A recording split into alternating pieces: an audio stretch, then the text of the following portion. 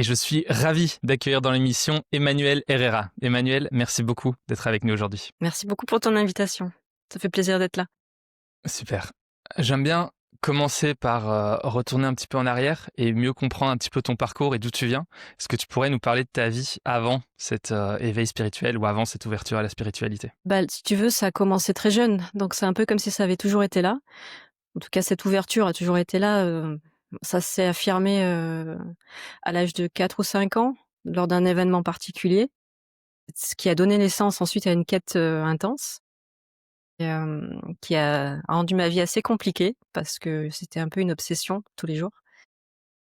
Ça a commencé donc, à 4 ou 5 ans lors d'un événement. Cet événement, ça a été, un spectacle de Guignol, donc c'est assez ironique comme situation parce qu'en fait ça m'a fait voir la vie comme un grand théâtre. Mais j'étais dans un état particulier émotionnellement parlant, c'est que je me sentais très déconnectée, de ma famille, et on m'avait un petit peu dit: «Bon, va t'amuser avec les autres enfants», alors que j'avais juste envie d'être considérée, d'être à être, hem et d'avoir un vrai lien de cœur avec, ma grand-mère et ma mère, c'était ça le contexte. Et là donc, je me suis assise au milieu de ces autres enfants et je décris le contexte parce qu'en fait, c'est marquant. Ça a été, vraiment ce que c'est finalement un premier éveil et qui a eu lieu très jeune. C'est que c'était donc, dans un état de crise intérieure émotionnelle, de profonds sentiments de déconnexion avec les autres, avec, ma famille en particulier. Et ce sentiment d'être coupé du cœur à un certain niveau par rapport, justement à l'impression que les autres portent des masques, qu'on ne se parle pas de façon sincère, qu'il y a toujours une forme d'identité, qui, de ju c'est-à-dire toi tu es l'enfant, moi je suis l'adulte, tu fais ce qu'on te dit, tu te cet effet de te sentir comme un objet placé à un endroit pour faire plaisir. Tu sais, on te demande pas vraiment ce que tu veux. Et donc là, je m'assois au milieu de ces enfants et le spectacle commence et je n'y comprends absolument rien. C'est une histoire qui n'a ni queue ni tête. Et à ce moment-là, il y a Guignol qui se met à taper, ou c'est le policier qui se met à taper Guignol, je crois que c'était ça l'ordre des choses dans ce contexte de théâtre pour enfants. Et là, je sens toute la rangée des enfants qui se mettent à s'agiter et il y a un débordement de rire autour de moi, devant, derrière, et ça devient tellement surnaturel, tellement absurde, je n'y comprends plus rien et mon esprit lâche à ce moment-là. Il y a une telle forme de dissociation intérieure par rapport à tout ça, que ça prend l'effet d'un silence intérieur, un silence mental, il y a plus rien qui se passe. La petite Emmanuelle a complètement disparu. Il y a un grand vide qui prend la place, une perception pure, juste un regard. Tout ce film qui se déroule comme ça, qui passe devant mes yeux, c'est-à-dire, la scène, qui est vue de façon très froide. Mais depuis, ce que je ne m'aperçois pas vraiment de comment dire? Il y a pas de perspective, c'est vécu, vraiment, dans l'instant. Donc c'est Mmh. là, tout ce que je raconte, c'est vraiment a posteriori, donc je peux analyser maintenant. Mais il y avait vraiment ce silence, il y a plus de mental, il y avait un zéro mental quoi. Et et juste pure perception visuelle et auditive, mais pour personne, c'était très impersonnel. Et Mmh. puis au bout de quelques secondes, la petite voix d'Emmanuel a ressurgi et qui dit, «Et moi dans tout ça, je suis où?» Avec, petit à petit les sons reviennent dans le sens, recontextualiser. Je me souviens où je suis, je me souviens que ma mère et ma grand-mère sont à côté, je me recontextualise en tant que moi. Mmh. Mais pour autant, en fait, cette réalité qui a émergé toute seule, qui était impersonnelle, hem, a laissé cette profonde impression d'être bien plus réelle sur un certain point, sur un certain niveau, que la réalité du moi se recontextualise. C'est-à-dire que les choses étaient tellement perçues de façon intense, sans l'histoire, sans se dire ce que c'est, sans comprendre quoi que ce soit, juste purement perceptuel. À ce moment-là, c'était vécu comme une réalité bien plus intense, bien plus profonde, bien plus vivante au fond, même si c'était pour personne, que ce que j'aurais pu me raconter en tant que, histoire, en tant que, recontextualisation. L'aspect conceptuel qui vient ensuite, c'est-à-dire se dire: «Ben, je suis ici, voilà ce qui se passe» et cetera, ça avait un goût de faux. Et en fait, Mmh. cette question-là de «Mais alors qu'est-ce que la réalité et qui suis-je?» a émergé peut-être, 5 minutes après. Déjà à l'époque, tu étais un peu conscient de toutes ces questions-là? Comment est-ce que tu l'avais ressenti à l'époque? Et après, comment est-ce que ça s'est traduit dans ton quotidien? Est-ce que c'est quelque chose qui est vraiment resté avec toi? Ou voilà, c'est une porte qui a été ouverte, qui a été refermée pendant un moment? Comment est-ce que tu l'as vécu? Non, ça a été vécu, en fait, les choses étaient pas aussi clairement énoncées qu'elles le sont aujourd'hui. Mais elles étaient senties avec la même intensité que si j'avais pu mettre des mots dessus. C'est-à-dire, je pouvais pas mettre de mots dessus, donc je pouvais en parler à personne. Mais c'était déjà vécu que cette impression d'être sur cette planète et qu'il y avait comme un voile sur les yeux des adultes qui leur faisait croire qu'ils étaient quelqu'un en particulier, qu'il fallait défendre quelque chose, qu'on avait tous des identités, qu'il fallait être ceci ou cela, prouver on avait une valeur, qu'on méritait de vivre, qu'on devait avoir des bons points à l'école, et cetera. Et puis qu'on était, hiérarchisés, catégorisés. Tout ça, c'était perçu, c'était senti comme une pression interne, une obligation de fonctionnement, qui ne m'allait pas du tout parce que je sentais qu'il y avait quelque chose de tellement plus pur dans le cœur qui se passait de ces hiérarchies. Et donc j'avais ce sentiment interne. Ça faisait partie déjà je dirais, c'est un autre aspect du chemin spirituel, c'est le cœur. Et cette connaissance innée, d'un amour absolu qui transcende la séparation apparente entre les uns et les autres et qu'on a quand on est enfant, quand on est tout petit. Et ça, j'avais cette conscience à l'époque, que je voyais au fil des années à la maternelle. J'en ai une mémoire, en fait, c'est pour ça que j'en parle de cette époque-là. C'était vraiment très précis, c'est de voir que les enfants perdaient cette connexion spontanée les uns aux autres. Ils commençaient avec les années, autour de 3, 4 ans, 5 ans, et cetera, à développer une personnalité bien définie avec des j'aime pas, des, je suis mieux que toi, ça c'est à moi, ça c'est pas. Et puis ça créait des conflits entre les enfants et donc petit à petit, j'avais l'impression de perdre des amis, moi. Ça, c'était comme ça que c'était vécu, c'est-à-dire de perdre cette relation toute simple et donc de petit à petit de voir, ça compliquer notre vie. Cette façon de se comporter compliquait énormément les choses.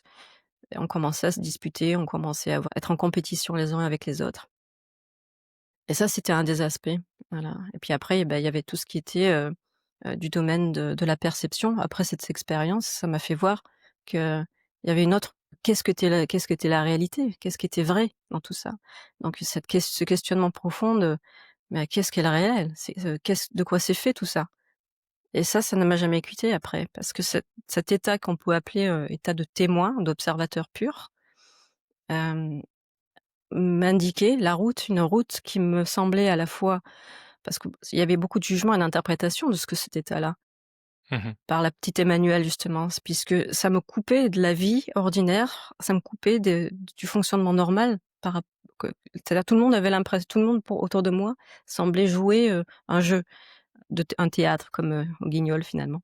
C'est-à-dire de jouer sa vie et là, c'est ce qui s'était révélé, c'était qu'en fait, il existait un état qui transcendait l'histoire qu'on se raconte, qui transcendait, le «je suis quelqu'un», qui était complètement neutre, qui était, juste pure perception. Donc ça rendait, pour moi l'existence assez difficile puisque, ça me disait au fond, bah, tout est faux, je ne crois en rien. Alors on fait comment pour fonctionner? On fait semblant? Surtout pour fonctionner dans une société qui a aussi cette attente. On est aussi dans une société qui a beaucoup d'attentes. On s'attend à ce que tu crées une identité, à ce que tu t'identifies dans un monde et que tu crées une identité dans un monde. Donc c'est vrai que je peux imaginer qu'il y a une certaine dissonance aussi, surtout quand on est jeune et qu'on prend un peu, voilà, l'opinion des autres, comme étant important. Et à quel moment est-ce que les choses se sont accélérées pour toi? Disons que j'ai commencé à rencontrer d'autres personnes qui étaient, dans une quête spirituelle aux alentours de 17 ans. En fait, j'ai rencontré une personne en particulier qui est devenue mon compagnon de vie et à ce moment-là, on travaillait à l'éveil. C'est-à-dire qu'on était ce qu'on peut appeler des chercheurs spirituels en quête d'absolu. Dans une recherche intense, on déconstruisait, ce que l'on croyait être. Donc on déconstruisait ensemble au travers de conversations. On faisait qui est appelé, le neti-neti, le «je ne suis ni ceci ni cela». Ce pourquoi on se prend, on l'observe et est-ce que je suis cela? On s'aperçoit qu'en fait ce n'est qu'une idée de soi et qu'on aurait pu avoir tout un autre point de vue. Donc on s'apercevait petit à petit que toutes les identités qu'on aurait pu pour qui on aurait pu se prendre, en fait, étaient des identités relatives et fausses, au fond.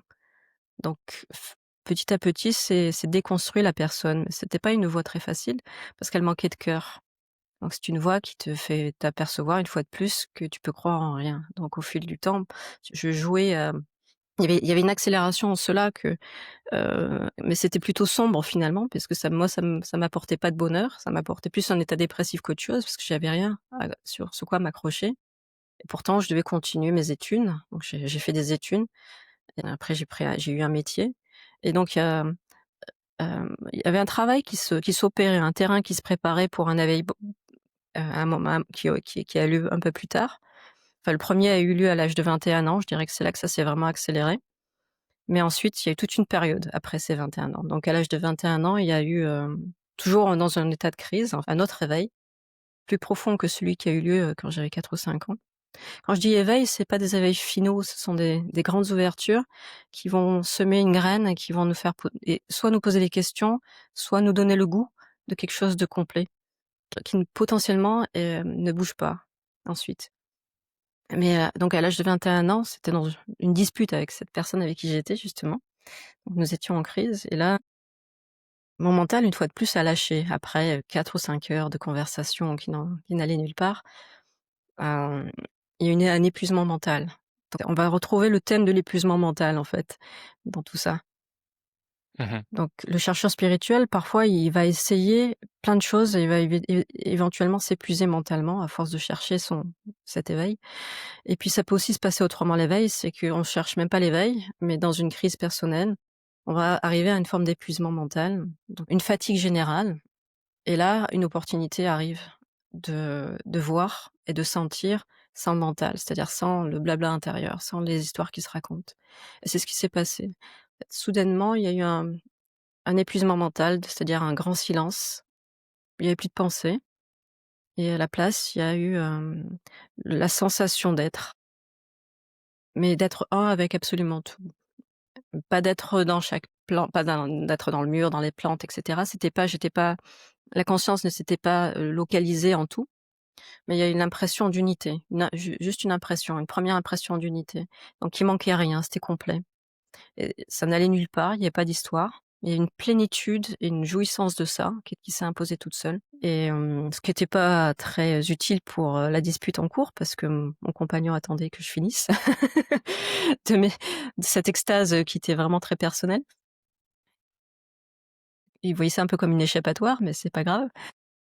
Ça a duré 50 minutes, mais pour quelqu'un qui cherche cet éveil spirituel, là, il y a ce goût de: «Ah là, on y est. Là, c'est complet. Là, pour une fois, je suis pas en décalage avec la vie, je la vie et ce qu'il perçoit font un». Donc il y avait pas ce témoin, c'était recollé. Pour une fois, c'était recollé, pour la première fois. Donc là, j'avais 21 ans et en fait, ça s'est refermé. Mais j'ai pas compris pourquoi ça se refermait, ni comment ça se refermait. Mais j'ai vu que ça se refermait et donc là, je peux t'expliquer a posteriori, en fait, comment ça peut se refermer cette unité. Comment on peut se retrouver à nouveau dans une forme d'identification au mental. Mmh. Comment ça se remet dans la roue du temps et dans cette carrousel mentale qui ne cesse de se raconter des histoires et comment on a l'impression de vivre avec un film devant les yeux. Parce que j'ai eu Mmh. l'impression de me rendormir. Et c'est quoi qui se passait? Premièrement, je me suis pas aperçue qu'il y avait un silence mental. Ça, je pense que ça m'aurait aidé. Je vivais la chose pleinement au premier plan, enfin, c'était comme ça, c'était mais j'ai pas entendu le silence mental qui s'était fait, ni comment les pensées sont revenues les unes après les autres ensuite. C'est-à-dire que ça a commencé à reparler, à se redire des histoires. Je me rendais pas compte de ce processus et a posteriori, je me suis rendu compte que, ah oui, c'était ça qui est reparti. C'est le blabla intérieur, c'est la voix dans la tête qui se remet à décrire quelque chose, à se dire: «Ah bah oui, c'est en train de partir, l'état. Ah cet état, je me suis sentie un avec tout, j'ai senti être, l'univers en entier», et qui commence à parler, à raconter une histoire. Et là, c'est le voile qui se re c'est-à-dire c'est un voile visuel qui se remet devant les yeux et qui raconte son histoire au lieu de la vivre, qui raconte ce qu'on est en train de vivre. La voix dans la tête qui prend le premier plan et qui dit: «Je suis ça». Donc il s'imagine sa vie et non pas qu'il la vit en fait, sans ce voile mental. Parce que il y a les deux états sont possibles. On peut se raconter sa vie ou bien juste être et la vivre. Et là, donc là, ce qui se passait, c'est que je me racontais à nouveau ma vie. Et ce voile mental, est-ce que tu penses que c'est une nature humaine ou c'est en partie aussi la société qui nous pousse à remettre ce voile? Ça rejoint un peu ce que tu disais un peu plus tôt où quand tu étais à la maternelle, tu sentais que les enfants perdaient un peu cette, simplicité, cette nature, enfin cette, ouais, simplicité, je dirais. Pareil, est-ce qu'en fait, c'est juste le processus, d'être humain, qu'au fur et à mesure qu'on grandit, on a ces couches d'identité qui se rajoutent? Ou est-ce que c'est aussi la société qui crée ces différentes couches? Oui, je crois que c'est, du fait même d'être, il y a la société, il y a le fait aussi d'avoir un corps, et que de par nos perceptions, on a l'impression d'être séparés les uns des autres. Donc quand on doit s'occuper de son corps, on doit prendre soin de soi, on doit s'identifier à un corps. Et il y a ça et puis il y a ça se fait un peu tout seul cette histoire-là d'avoir un corps et d'être identifié à une individuation, être quelqu'un. Puisque, effectivement, bah, c'est le jeu de la dualité, c'est le jeu du multiple. Donc ça doit être comme ça. C'est pas que la société. La société effectivement en est un reflet, dans le sens où, en plus, il y a, des cultures différentes, des langues différentes qui créent, des divisions entre les êtres. Il y a, les différences d'âge qui créent des divisions entre les êtres, des différences de look, on est de genre et cetera. Donc tout ça, ce qui fait qu'on se met à percevoir des différenciations entre nous et de se voir dans la glace et lorsque le regard regarde ce qu'on voit dans la glace, on dit: «Ah ça c'est moi, OK et je suis comme ceci et comme cela». Donc c'est global en fait, ce facteur d'identification il est global, donc on va dériver notre identité de ce qu'on croit être, perçu et c'est une interprétation mentale. Mais c'est ce qui fait qu'on arrive aussi, à fonctionner les uns avec les autres. Éventuellement, c'est que et puis d'apprendre des uns des autres c'est très créatif. Donc je vois pas non plus, que tu vois, si tu veux, c'est pas tout blanc ou tout noir dans cette histoire-là. C'est vrai que quand on est dans une quête d'éveil, on a tendance à chercher une forme de transcendance qui passe par-delà ce monde relatif, ce monde, de division, par-delà la dualité apparente, par-delà nos différences pour découvrir un absolu par-delà tout ça. Quelque chose d'universel qui nous unifie, qui nous relie les uns aux autres. Et puis, aussi, il y a quelque chose de très beau et de très créatif dans cette multitude de couleurs, de formes et de langage et de tout ce qu'on va pouvoir dériver, tout ce qui va créer la culture et cetera. Il y a aussi une beauté derrière. Et puis aussi toutes les couleurs des plantes, toutes les couleurs tout ce prisme lumineux, tout ce prisme musical. C'est ce qui fait la richesse de la vie, c'est la multiplicité et donc d'une certaine façon, je crois qu'à la fois cette quête spirituelle, elle nous amène à une transcendance, elle nous fait voir une beauté par-delà la division mais aussi une possibilité de nous il y a aussi cette possibilité de nous faire goûter la beauté de la division. Mais quand on est en quête de transcendance, on peut oublier la beauté de la division momentanément parce qu'on est si obsédé par ce besoin de trouver cette vérité absolue. C'est assez beau ce que tu partages de le parcours de retrouver l'unité pour au final retrouver la beauté dans la division et que probablement qu'il y a une raison pour laquelle on est ici sur terre à vivre une expérience, du corps et de la chair et qu'il y a aussi une raison à ce qu'on est tous des individus avec des perceptions peut-être différentes du monde qui créent des expériences très, singulières aussi. On parle pas mal de spiritualité depuis le début de cet échange.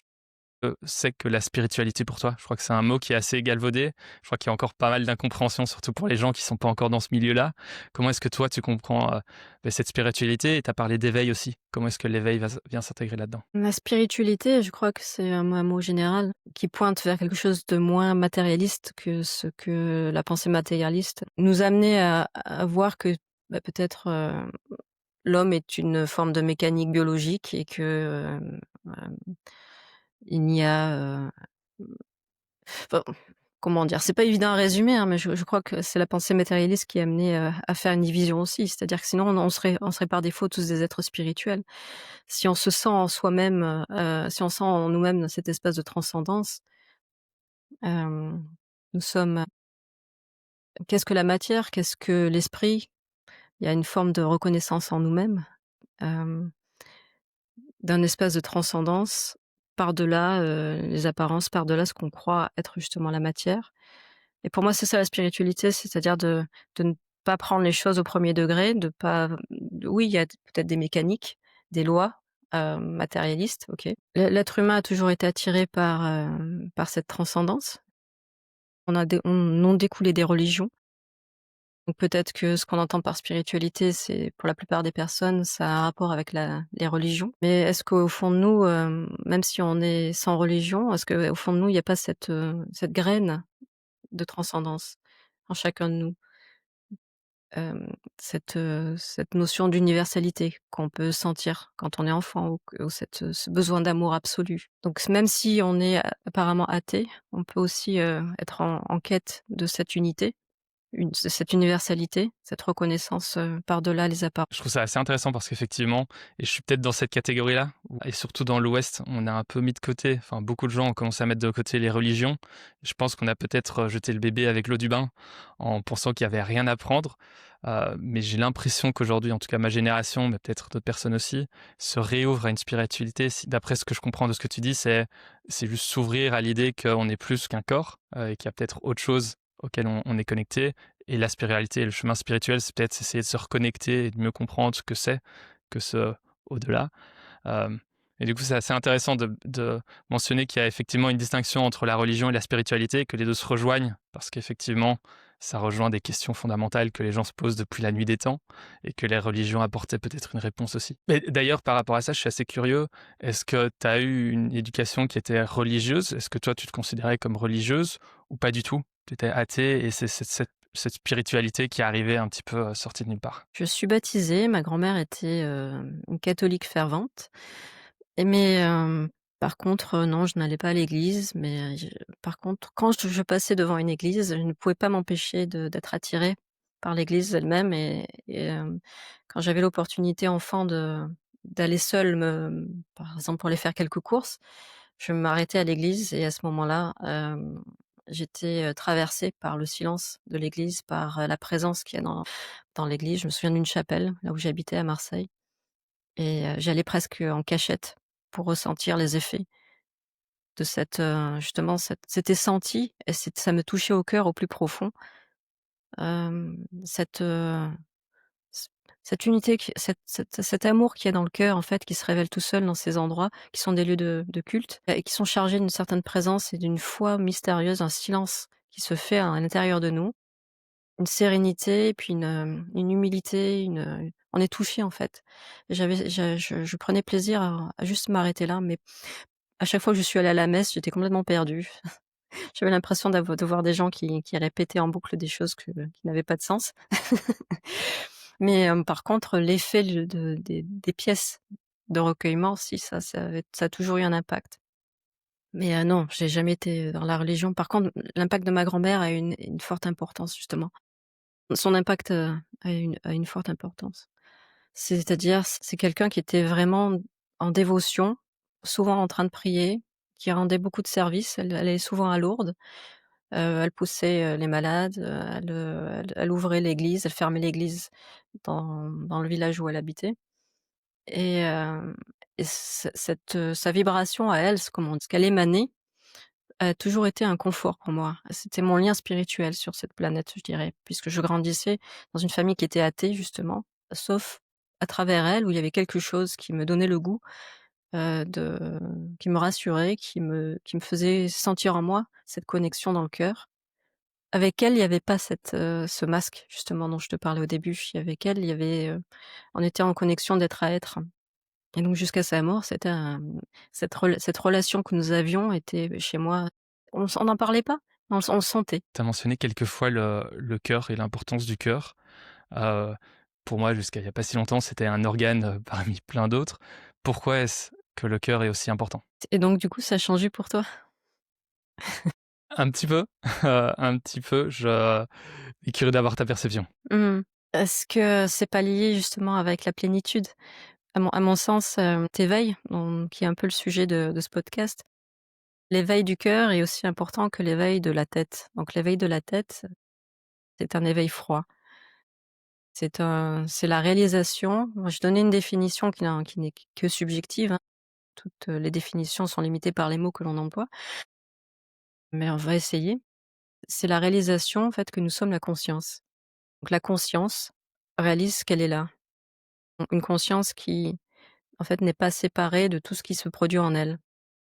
Mais le premier éveil, qu'on peut appeler, oui, réalisation du soi, généralement, c'est une expression qui emploie le terme réaliser, réalisation. Donc on reconnaît, on réalise en termes d'observateur, de témoin, on est là. Et là, ça a un effet, c'est l'effet qu'on peut appeler un basculement de perception. Ça crée un grand silence à l'intérieur. Donc le mental s'arrête tout seul, on cherche pas à l'arrêter. C'est simplement lorsque l'attention revient sur elle-même. L'attention se retourne vers la source, on pourrait dire vers ce qui regarde. Et donc qu'est-ce qui regarde à chaque instant en chacun? Quand ça prend conscience de lui-même, quand ça sent que c'est là, ça se sent, on pourrait dire que c'est pure présence. On peut pas se faire objet de soi-même en tant que comme si des yeux essayaient de se regarder eux-mêmes. L'œil ne peut pas se regarder lui-même. Pas mais ça crée un effet, ça crée un silence intérieur et ça, on peut dire que c'est le premier éveil, l'éveil de la tête qui, nous fait percevoir ensuite le décor, tout ce qui apparaît sans le mental, mais dans un état de, ben, il y a plus de séparation, il y a pas puisqu'il y a pas de mental, donc on ne nomme plus les choses, donc il y a plus de séparation de fait. Il y a plus quelqu'un qui dit: «Il y a une distance entre un objet et moi». Il y a plus de moi non plus parce qu'il y a plus personne pour se dire: «Il y a moi». Parce qu'il y a plus de mental pour raconter quoi que ce soit et donc de fait, il y a cette sensation d'unité parce qu'il y a plus de division, c'est tout. C'est une soustraction de l'idée de séparation. Par contre, il y a une second éveil qui peut naître avant cet éveil-là ou après, en fonction des parcours, qui est un éveil du cœur et le cœur contient aussi en lui-même cette sensation d'absence de division, donc d'amour absolu. Donc potentiellement, ça, on le sait tous, même si on l'oublie ensuite. On est avec. C'est notre lot à tous, il me semble. Chaque enfant porte en lui cet amour, cette non-séparation, cet, instinct d'amour. C'est inné et il y a bien des voies, justement, des voies mystiques qui amènent à retrouver cette connexion à cet amour, à cette sensation de non-division par le cœur. En Inde, c'est la voie bhakti, chez les soufis, ou chez les chrétiens, ce sont des voies mystiques.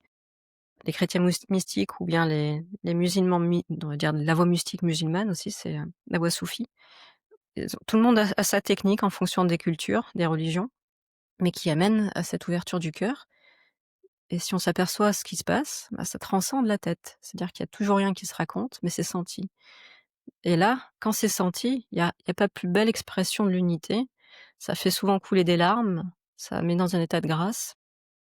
Et là, il y a plus de questions qui se posent, c'est juste senti et il y a cet amour qui se vit à la première personne, au premier plan de l'être. Hem, c'est très présent, on est vraiment dans l'instant présent et il manque rien, il y a une complétude dans ce cœur-là. Donc c'est pas, un amour non pas relatif, c'est un amour inconditionnel. C'est pas un amour qui dépend des conditions, c'est un amour qui a que ce goût du non-commencement ni de la qui n'a ni début ni fin. Il est là et en fait, on peut le sentir par, à travers la vie quotidienne. Ça peut se sentir par effluve, on peut le reconnaître. Si on le reconnaît, on voit qu'en fait on l'a tous déjà en nous ça. Parfois on peut tomber amoureux, ça donne l'impression que c'est un amour conditionnel.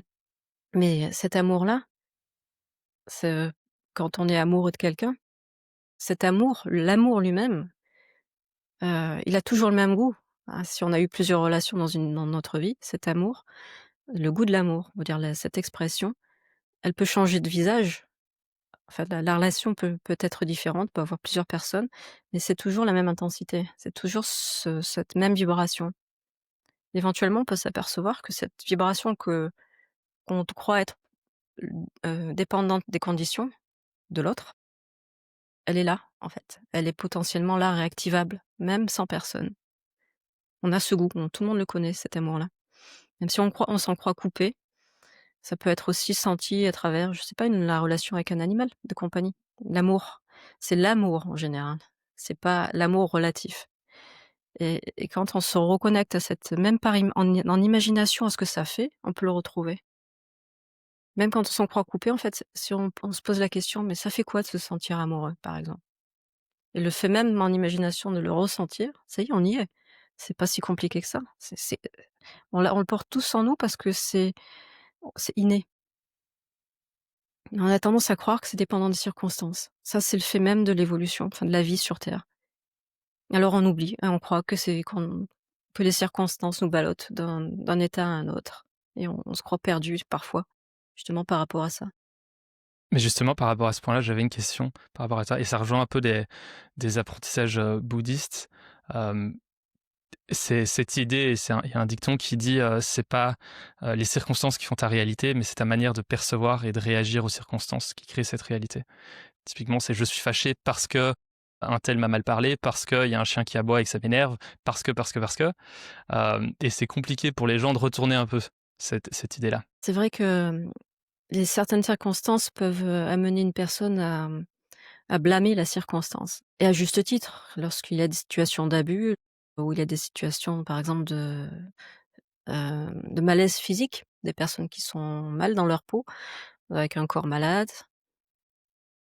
Il y a toutes sortes de circonstances qui vont nous amener à voir que, OK, les circonstances elles-mêmes nous compliquent la vie. Il y a une souffrance physique peut-être, ou il y a des personnes toxiques dans notre vie, dans le sens où, elles nous veulent pas forcément du bien, elles sont peut-être coupées elles-mêmes de l'amour. C'est le parcours d'un être humain n'est pas quelque chose de facile parce qu'on dérive aussi des circonstances, un bien-être ou un mal-être qui est dépendant du corps physique et aussi, du bien-être émotionnel. Justement parce que chacun de nous a besoin de cet amour et qu'on peut grandir dans un contexte où on en est coupé. Alors l'autre nous inflige des violences, psychologiques parfois ou physiques et à ce moment-là, le corps physique et le corps émotionnel et le corps mental, on commence à déduire que de ces circonstances-là, on commence à déduire en fait des jugements. On commence à se créer une idée du monde qui est moins bien que ce que ça devrait être. On commence à s s de s avoir des opinions et à se former toute une image de la vie qui n'est pas telle qu'on aurait voulu qu'elle soit parce que justement on a chacun de nous, je crois, aspire à quelque chose de parfait et d'uni justement, quelque chose de complet, où il ne manquerait rien et ici, on a l'impression qu'il manque quelque chose et que quelque chose ne va pas. J'ai eu ce sentiment depuis l'enfance, comme q si quelque chose n'allait pas ici. Quelque chose avait un on avait on il y avait une erreur quelque part, justement. C'est ce dont je ne m'apercevais pas, c'était que justement, c'était de mes opinions, de mes jugements, provenait la souffrance que je vivais intérieurement. C'est que je jugeais le monde et que la plupart des gens en souffrance jugent. C'est un jugement à la fois de l'autre, jugement des circonstances, jugement de la société qui n'est pas comme on voudrait qu'elle soit, parce qu'elle est mise au contraste de cet idéal intérieur d'amour absolu. Elle est mise au contraste. C'est comme si c'était moins que cet amour absolu, moins que, mmh, la compréhension totale des uns avec les autres, par exemple. On est toujours à essayer de faire un effort pour essayer de se comprendre les uns avec les autres, c'est un effort. Donc c'est comme s'il y avait un problème à la base. Pourquoi on se comprend pas? Pourquoi on s'aime pas tous, inconditionnellement? Et donc on se met à juger, depuis l'enfance et c'est ça qui crée la souffrance, c'est le jugement essentiellement et donc c'est pour ça qu'on peut dire que lorsque la tête s'arrête, à ce moment-là, il y a cette impression d'être, lorsque le mental s'arrête, lorsqu'on arrête de juger, lorsque on fait interrompre justement ces points de vue constants, ces jugements constants, ce n'est pas assez ou c'est trop, que ce soit vis-à-vis de la société, des uns et des autres ou de soi-même. Qu'on arrête de se juger parfois, lorsque ça s'arrête, ce mental qui juge, à ce moment-là, on peut vivre une relative paix. C'est-à-dire que, hem, on s'aperçoit petit à petit que cette souffrance est, à mettre en corrélation avec ce qu'on se raconte et c'est en ça qu'on crée notre réalité. C'est le moment où je m'aperçois de qu'est-ce que je raconte sur les gens? Qu'est-ce que je me raconte? Qu'est-ce que je raconte sur le monde, sur la société? Et comment ça m'affecte émotionnellement, ce que je me raconte? Là, on peut éventuellement se rendre compte qu'on a une voix dans la tête qui juge, comme une radio, en fait, qui nous raconte une histoire de jugement sur les uns, sur les autres, sur soi-même. Je suis trop, je suis pas assez, ça devrait être ça, pourquoi il m'a dit ça? Ça se passe pas comme je voudrais. Mais alors, on commence à s'apercevoir que ce qu'on se raconte, que ce soit nos attentes déçues, que ça soit, la critique de ce qui est dans l'instant présent, parce que c'est généralement ça. La critique du passé, la critique de ce qui est dans l'instant présent. C'est ça qui c'est ce qui se raconte qui va créer la souffrance. Et tant qu'on croit qu'une pensée est absolument réelle et elle est absolument vraie, elle est crue comme vraie, à ce moment-là, on est identifié à ces pensées. Et dès qu'on commence à douter de cette voix dans la tête, dès qu'on commence à la mettre un petit peu en perspective, on l'observe, c'est là que, un peu plus de légèreté commence à arriver. On commence à se rendre compte qu'en fait, ce que je crée conditionne ma réalité. Ce que je imagine conditionne ma réalité. Ce que je pense conditionne ma réalité. Mon état de ma sensation, en fait, mon émotionnel, au quotidien. Mon humeur est dépendante de ce que je pense. Donc c'est un facteur de va-et-vient. L'émotionnel conditionne ce que je pense et ce que je pense va conditionner mes ressentis émotionnels. Alors comment on arrête cette machine infernale? Petit à petit en l'observant, en observant cette voix dans la tête. Qu'est-ce que ça raconte? Qu'est-ce que ça dit? Et comment je me sens par rapport à ça? Donc c'est un retour à la fois dans le corps, dans l'instant, et dans l'observation dans l'instant de ce que ça raconte. Pour beaucoup de personnes, ça va être un déclencheur, cet état d'observateur. C'est-à-dire on fait une pause et on s'aperçoit peut-être au début, mais en fait ce que ça raconte, bah, si c'était une personne, ça serait pas forcément un ami, hein. Parce que c'est souvent de l'autocritique pour beaucoup de personnes, comme ça l'a été pour moi. C'est des jugements constants, de l'autocritique, et si ça avait été une personne, comme une personne, réelle, à côté de nous, qui parlerait comme ça toute la journée. Imagine, pour la plupart des gens, si on devait transposer dans une personne réelle ce qu'on pense dans nos têtes, ça serait parfois des monstres, hein, des personnes très difficiles à vivre, des gens violents. Et là, je me suis rendu compte que, en fait, je n'en voulais plus de cette personne dans ma tête qui me racontait des choses, qui me rabaissait, qui critiquait, les situations, les gens, et cetera. Petit à petit, je me suis rendu compte que c'était un petit peu comme une radio. La plupart du temps, chez moi, c'était radio misère, souvent. Radio, ça va pas. Radio, il y a toujours quelque chose qui va pas, et que cette radio-là, en l'écoutant, bah, ça conditionnait mon humeur chaque jour. Donc tant que j'y croyais, ce que ça racontait, bah, j'étais ballottée d'un état, dépressif à un autre, parfois c'était joyeux, mais souvent ça l'était pas. Et mais c'était fluctuant. Et donc pourquoi ça fluctue? Bah, parce que je crois ce que je me raconte.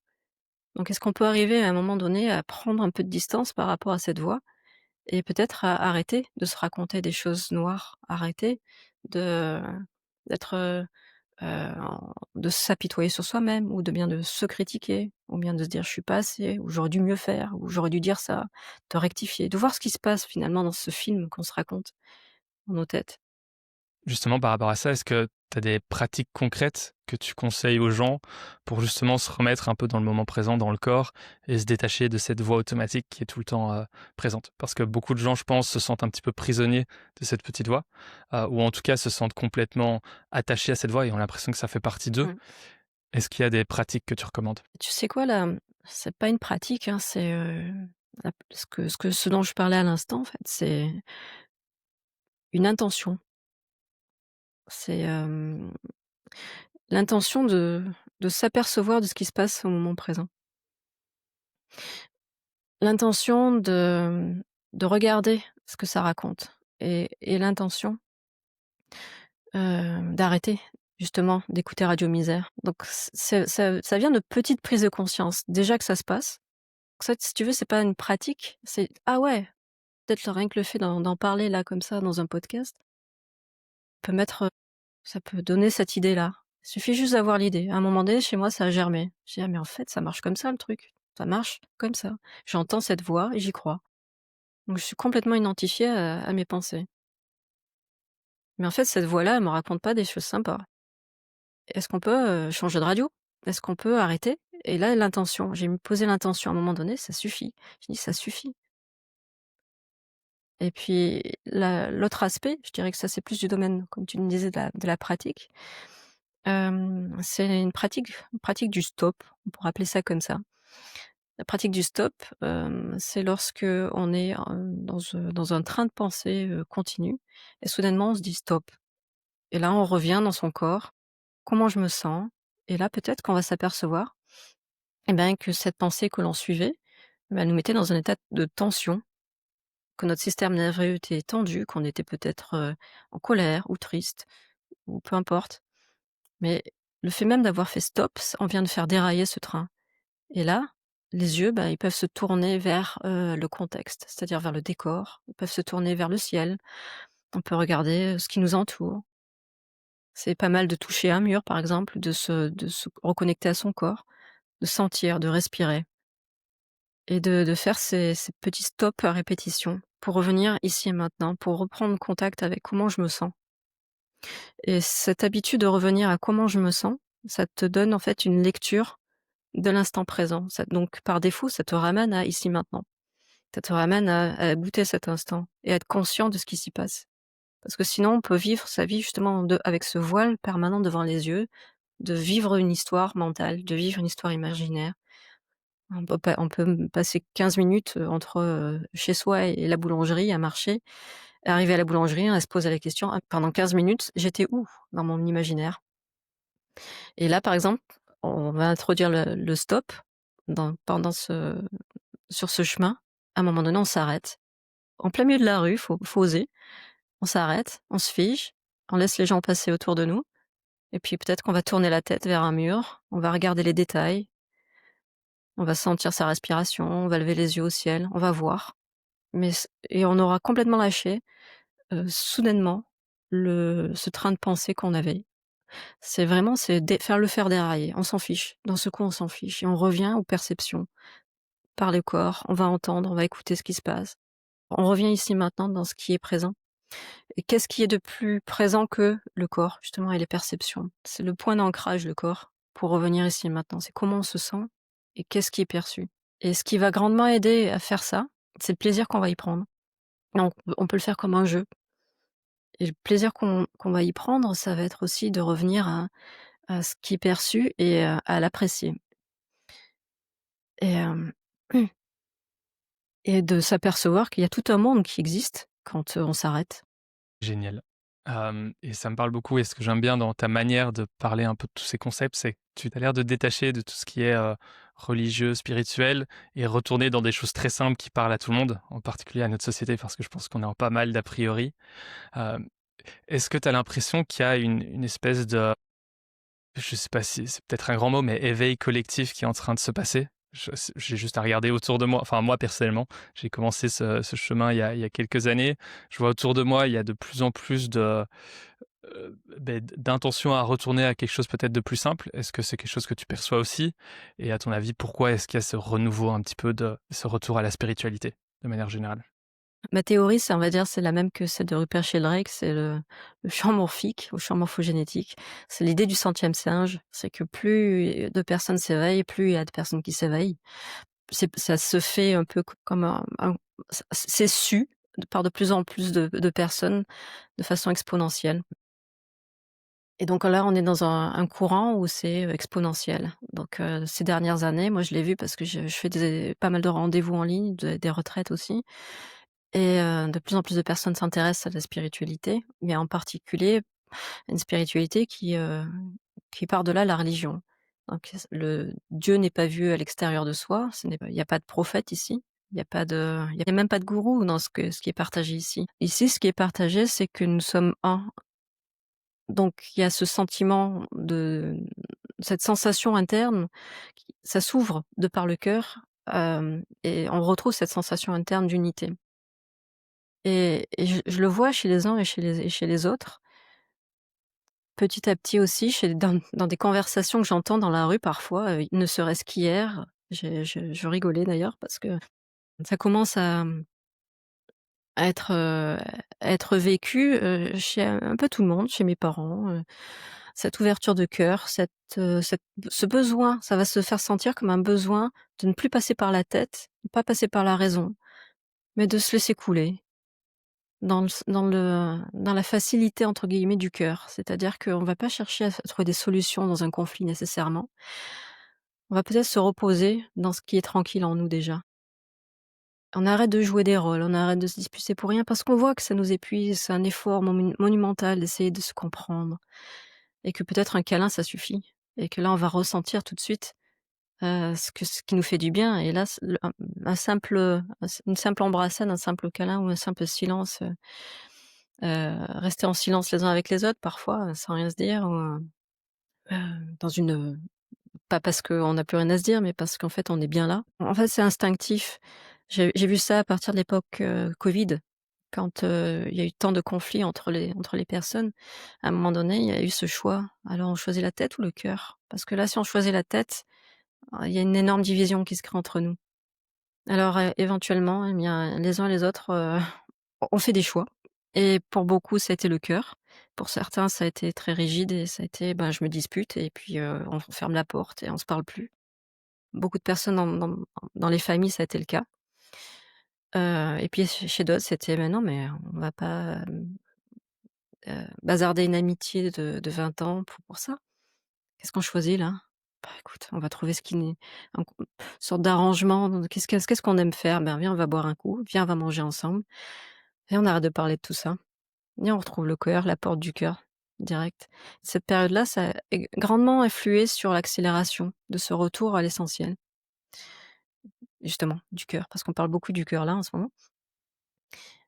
Et mais ça montre en fait qu'on va passer par-delà, ce qui nous divise par la tête. Parce que là et qu'il y a pas de solution nécessairement à trouver dans les conflits. Comme je disais, ben, parfois juste une embrassade, un câlin. Qu'est-ce qui se passe quand 2 enfants se prennent dans les bras après une dispute? Si on Il faut rester assez longtemps ou 2 êtres, 2 adultes.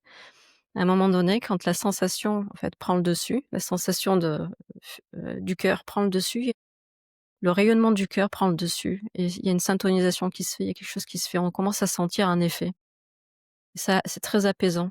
Ça va changer, ça va affecter nos hormones et on va commencer à redescendre en tension. Et c'est une solution en soi, hein. Il y a des parents qui font ça maintenant quand ils ont des 2 enfants, qui se disputent. Ils les font se réunir non pas par la parole en premier plan, mais par le contact physique. Et là, ça s'apaise tout seul. Et c'est formidable, hein.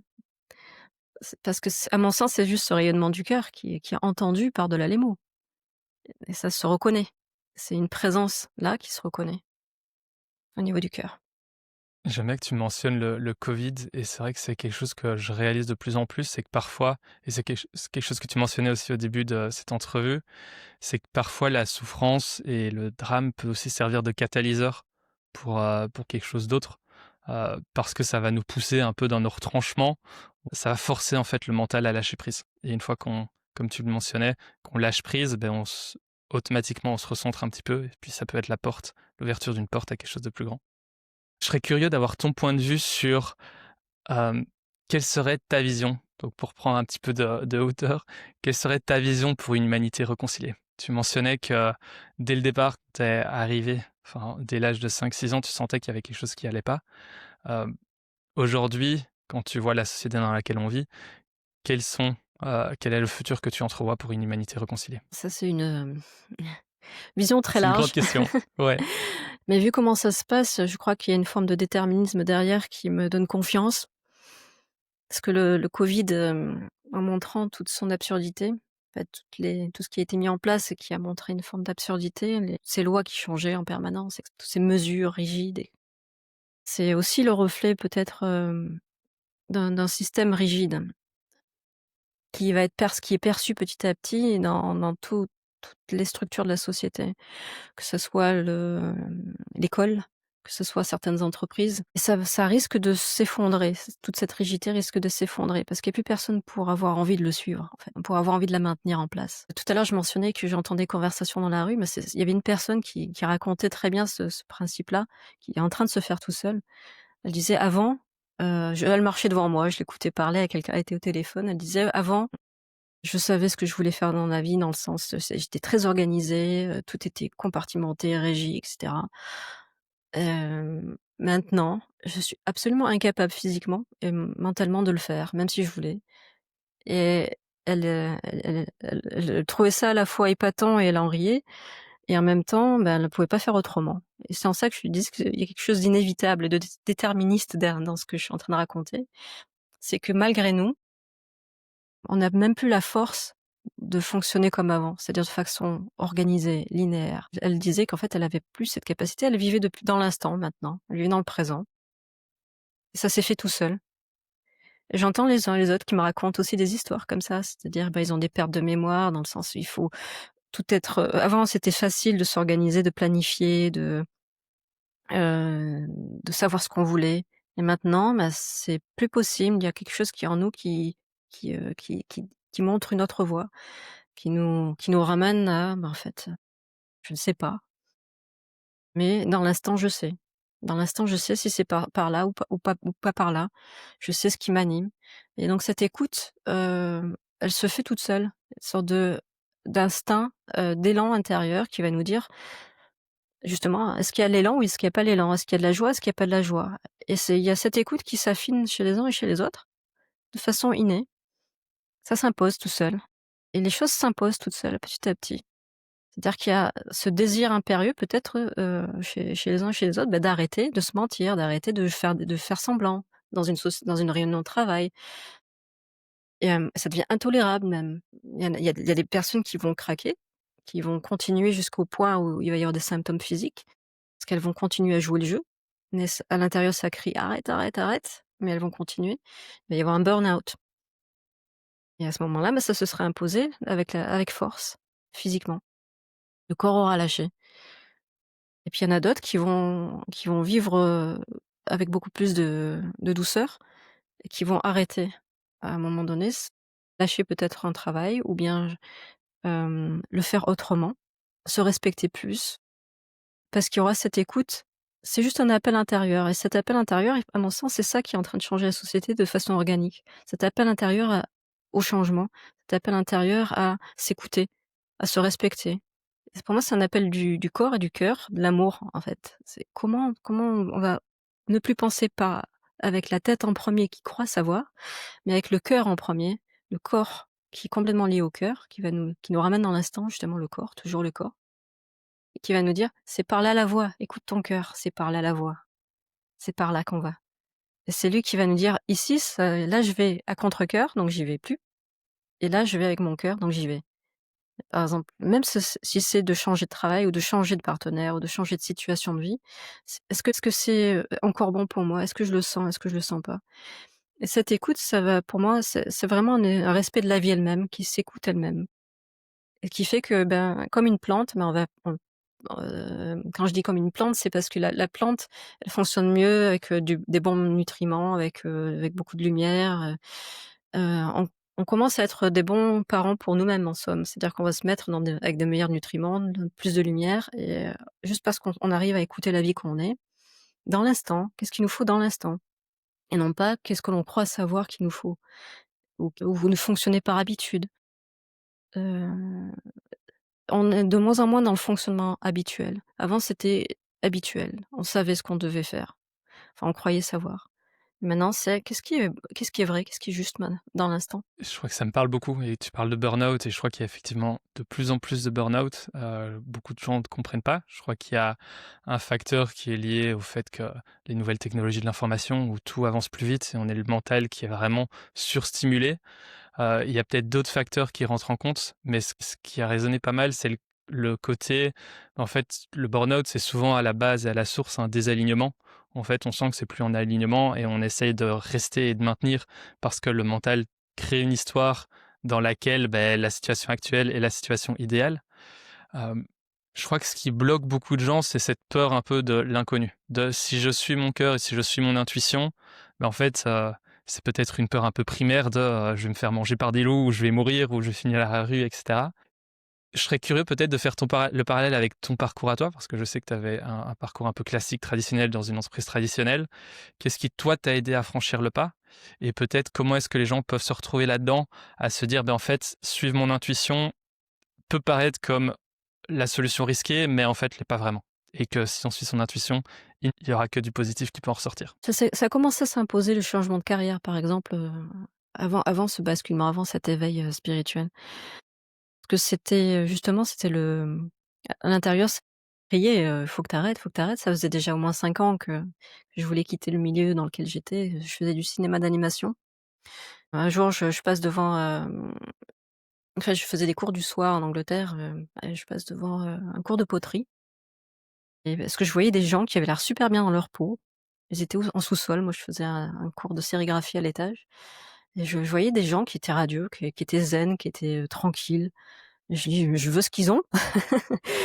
Je dis je descends et c'est là que je vois que c'était un cours de poterie, donc des gens qui étaient présents, les mains dans la terre, en train de tournasser des pots et donc je me suis inscrite et là je me dis: «Bah, je vais me reconvertir à la poterie».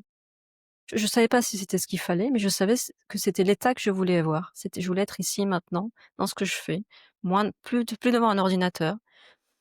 C'était un point de départ. Je savais pas si c'était l'ultime, mais je m'en fichais, ça avait le goût de ce que je sentais être juste, en fait. C'est-à-dire je voulais juste de l'ici et maintenant, de la présence, d'être là, d'être dans mon corps, d'être, heu, focus sur quelque chose et de revenir dans la terre, enfin dans le corps surtout, dans le matériel. De plus être sur un écran d'ordinateur, essentiellement. Et donc ça a été un point de départ, un point de bascule, je dirais, pour, plonger dans cet inconnu de, bah, je sais pas si ça va me rapporter de l'argent, je sais pas si je vais m'en sortir, si ça va être juste ou pas. Mais par contre, cette écoute, elle a été très bénéfique. C'était: «Mais justement, je me respecte là. Enfin, je saute le pas». Alors que je voyais d'autres, collègues à moi qui vivaient, très mal aussi, à leur façon et qui faisaient leur métro boulot dodo et qui tous les jours se disaient: «Faut que j'arrête, faut que je change de vie», qui s'imaginaient, vivre dans une cabane perdue au milieu des bois, avoir toutes sortes de projections, d'un ailleurs et d'un autrement qui serait, bah, idéal, hein, que ça soit, heu, la maison au bord du lac. Tout le monde a ces projections-là, mais les maisons le retour à l'essentiel et à l'époque, c'était très rare quand les gens sautaient le pas. Aujourd'hui, ça se fait de plus en plus. C'est d'oser sauter le pas, de en retour à l'essentiel peut-être, de lâcher la ville et de retourner à la campagne, d'avoir très peu de besoins, de revenir à quelque chose de plus minimaliste. Et ensuite, de mon côté, c'est ce qui s'est passé, hein. J'ai lâché la vie que j'avais en Angleterre. Je suis acheté une petite maison, enfin une grande maison, mais pas chère en France, perdu à la campagne, à rénover. Mais il y avait une forme d'indépendance ici, avec avoir aussi peu de besoins que possible, financiers et me donner le temps je savais pas où j'allais, mais j'ai sauté le pas, me donner le temps et puis, en même temps, il y avait eu cet éveil spirituel déjà et ensuite, j'ai fait des petits boulots alors que j'étais qualifiée pour faire, toutes sortes de choses qui auraient pu me rapporter de l'argent, mais j'ai fait un peu de ménage, j'ai fait de je savais pas ce que je voulais faire. Je savais que je voulais mon corps m'imposait de plus me trahir, en fait. Ça me disait: «Pas par là». Mais j'avais besoin d'être en contact avec les autres, donc j'ai arrêté la poterie parce que c'est vrai ça déconnecte quand même un peu. On est constamment, le nez tourné vers un pot, heu, la cuisson, les marchés et cetera, mais c'est très, ça absorbe. Alors que, j'avais un besoin de finalement, ce qui s'est révélé tout seul. Je savais pas où j'allais, mais petit à petit, ça s'est imposé comme: «Ah ben, en fait, c'est par là parce que ça peut pas être ailleurs». C'est la poterie, c'était trop déconnectant de l'humain. Il y a besoin de relationnel, OK, bah, on va par là alors et à chaque fois, c'était une évolution comme ça, un petit pas après l'autre, jusqu'à ce qu'éventuellement, je me retrouve à faire des retraites, à faire des vidéos. Ça s'est imposé tout seul, petit à petit. C'est qu'est-ce que tu ne peux pas ne pas être? Bah, ça s'impose comme ça. Bah, va par là alors. Et ça que je trouve intéressant aussi, c'est que souvent, et je suis passé par là, donc ça me parle pas mal, c'est quand on est à ce point un peu charnière, et en général on le sent dans son corps, heu, on a l'impression que l'étape Mmh. d'après devrait être l'étape définitive. Et je crois que c'est là que ça bloque pas Mmh. mal, c'est qu'en fait, c'est en général très compliqué de se projeter et on sait juste pas. Et en fait, ce qu'il Ouais, faut faire, c'est changer un peu l'optique et dire: «Beh, c'est vrai pour moi aujourd'hui et ça sera peut-être probablement l'étape intermédiaire qui m'amènera à ce que je suis censé faire plus tard». Comme toi dans ton parcours, ben, en fait, quand tu tout à fait. travaillais, j'imagine que jamais de la vie tu te serais dit: «Je vais aller faire des retraites». C'était peut-être beaucoup trop déconnecté de la réalité dans laquelle tu te trouvais. Mais peut-être que la poterie était l'étape exacte, intermédiaire, qui te permettait de revenir. Il y a un aspect un peu méditatif à faire de la poterie. Totalement. C'est ça, en fait, il y a pas de point final, hein, c'est un chemin et ça s'ajuste, jour après jour, dans l'instant, pour tout, en fait, pour tous les domaines. C'est dans l'instant, qu'est-ce qui est vrai pour soi? Qu'est-ce qui résonne juste? Où va l'énergie vitale? Ce qui peut aider aussi, et je serais curieux de voir si c'est ce que tu t'es dit à l'époque aussi, c'est on a tendance à vraiment voir le risque et lui donner beaucoup d'importance. Et moi, ce qui m'a aidé, c'est de relativiser et dire non mais what if? Parce qu'effectivement, il y a cet instinct primaire qui est je veux pas mourir, je veux pas finir à la rue. Et puis quand on enlève des couches et des couches et des couches, on se dit non mais est-ce que c'est un réel risque ou est-ce que c'est une histoire que je me crée? Et une fois qu'on arrive à enlever ces couches et de voir quel est le vrai risque, ben moi, ce qui m'a aidé, c'est OK, bah, j'ai un bon diplôme, je suis débrouillard, je suis malin. Si je trouve un truc qui m'intéresse, j'arriverai à gagner ma vie. Et en fait, faire cette étape un peu consciente de se dire, bah, quelles sont les histoires que je me raconte et comment est-ce que je peux aller à un retour un peu plus simple, c'est ce qui m'a beaucoup aidé. Je sais pas si c'est ce que toi, tu avais eu également? Ouais, ouais, ouais. Éventuellement, ça s'est, conscientisé sous une forme qui peut être, tout simple, hein, une phrase, «Suis ta joie». «Suis ta joie». Ça te donne, est-ce que c'est appétit? Est-ce que c'est joyeux à l'intérieur? Dans le sens où, ça va nourrir justement tu vas te sentir énergisé par la chose? Est-ce que tu fais les choses à contre-cœur? Et quand les personnes lesquelles je parle ne savent pas ce qu'elles veulent faire, mais elles savent qu'elles ne veulent plus faire, je dis parfois il y a aussi un temps de rien, hein, parfois un temps de pause où il faut s'autoriser heu, à mettre un pas dans le je ne sais pas. Un temps de pause pour prendre le risque d'arrêter de ce qu'on f de ne ce qu'on faisait avant. Après, ouais, comme tu arrivé à justifier en relativisant, tu vois? C'est très utile d'avoir le mental dans sa poche pour comprendre qu'en fait, il y a pas vraiment de risque, énorme. C'est juste ce je ne sais pas, c'est la peur de l'inconnu, c'est, la peur de pas, avoir du manque, la peur de manquer d'argent, ou pour certaines personnes, c'est d'être mal vu aussi, de ou de pas être un bon parent s'il y a des enfants à charge aussi. Il y a effectivement, des risques relatifs. Et pourtant, est-ce que ça pousse pas à un changement? Est-ce que parfois il faut pas justement sauter le pas dans ce je ne sais pas? Mais, ça part de quoi? Qu'est-ce qui te fait plaisir vraiment, quoi? Quelle est ta joie? C'est pour ça que je parlais de la joie. C'est parce que là, ça va à mon sens, il y a une idée de foi aussi derrière. C'est sauter dans la foi de ce qu'on ressent, suivre cette foi-là. Sauter dans le Sauter le pas justement, aidé par la confiance. Mais la confiance, elle va grandir petit à petit, hein. C'est que plus on suit ce chemin-là de suivre sa joie, plus on va se rendre compte que c'était le bon chemin. Parce que ce qu'on va faire avec enthousiasme, ça va souvent amener, des opportunités, des gens, des rencontres. Les choses se font tout seul quand à l'intérieur ça dit oui, quand il y a ce pétillement. Ça se fait beaucoup plus facilement. Oui, c'est un point important que tu mentionnes que tu es pas obligé d'avoir 100 confiance dès le départ. Tu peux aussi créer cette confiance au fur et à mesure en prenant des petites actions qui sont en alignement et puis laisser l'univers te convaincre et te communiquer qu'effectivement, c'est la bonne direction et que si tu suis cette direction-là, ça ira, que pour le mieux. Tu mentionnais quelque chose qui C'est qui ça. p qui a pas mal résonné et je serais curieux de voir si c'est quelque chose que tu observes avec la plupart, que tu as observé dans ta vie, mais que tu observes aussi avec les gens avec lesquels tu travailles. C'est cette question de entre-deux, où en fait, que ça soit côté spiritualité ou aussi côté, parcours de vie, il y a un avant, il y a un après et souvent entre les 2, il y a un espace un peu inconfortable qui est, beh, OK, j'ai enlevé les couches com de ce qui faisait mon identité. Est-ce que tu pourrais en dire un petit peu plus? Pourquoi est-ce que c'est aussi inconfortable? Et qu'est-ce que tu conseilles en général aux gens, qui se trouvent dans ce entre-deux un peu inconfortable? Je donnerai l'analogie, du papillon et de la chrysalide, hein. L'entre-deux, c'est, cette espèce de chrysalide, à l'intérieur de laquelle, il y a à un moment donné, c'est un peu la bouillasse, hein, c'est un peu une grosse soupe. Donc ce qui était avant, un une chenille bien définie, avec une forme bien définie, qui savait où elle allait, ce qu'elle devait manger et cetera. Enfin, elle avait une ligne particulière à suivre de vie, et une façon de fonctionner, et donc soudainement, il y a tout qui change. C'est plus là. Et à ce moment-là, il y a un temps de pause, il y a un temps d'arrêt, et les formes définies ne sont plus définies.